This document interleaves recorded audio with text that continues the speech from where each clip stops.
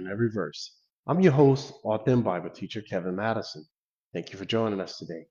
Okay, friends, we're back. And sorry about the technical difficulties we have. You know how it is sometimes with the internet. All right, so last time we were here, folks, we were talking about this man over in the church at Pergamos. We was talking about this man, Balaam.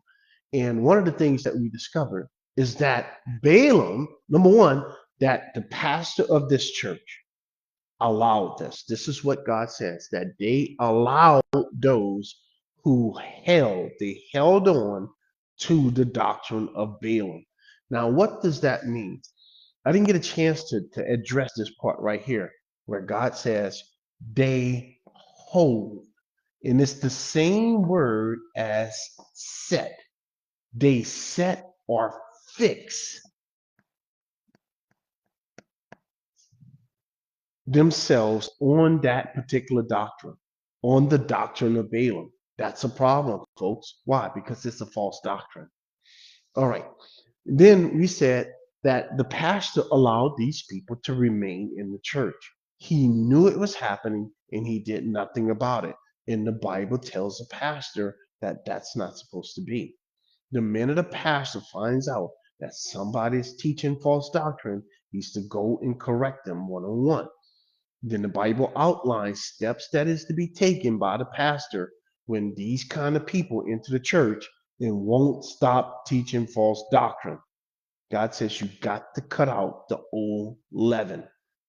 Cut it out, friends. You can't leave people like that in the church. All right. So then the question came up, wait a minute. Why? If Balaam isn't a true born again believer, how in the world is this man communicating with God? That's a very good question because the Bible makes it very clear that this man, Balaam, was from this city right here. He was not an Israelite. He was not a Jew. Okay, that's where he was from. This area where this guy was from was renowned for divination. Warlocks is what they called them back in those days.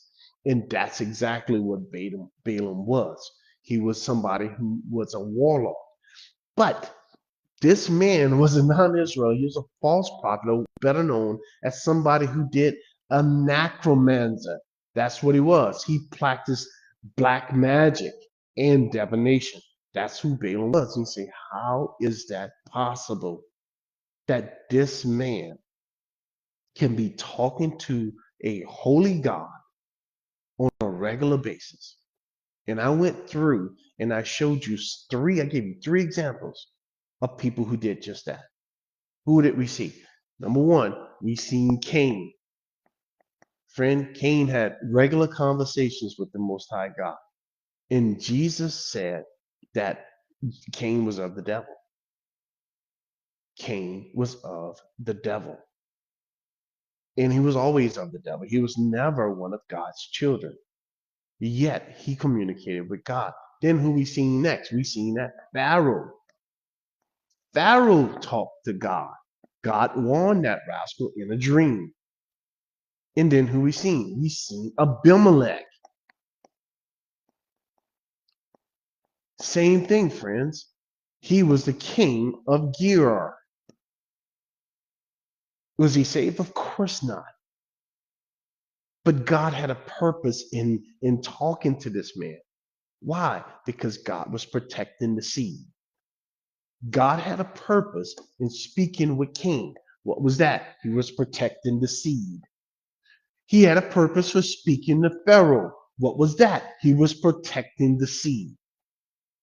Then he had a purpose for speaking to Abimelech. What was God doing? He was protecting the seed, friends.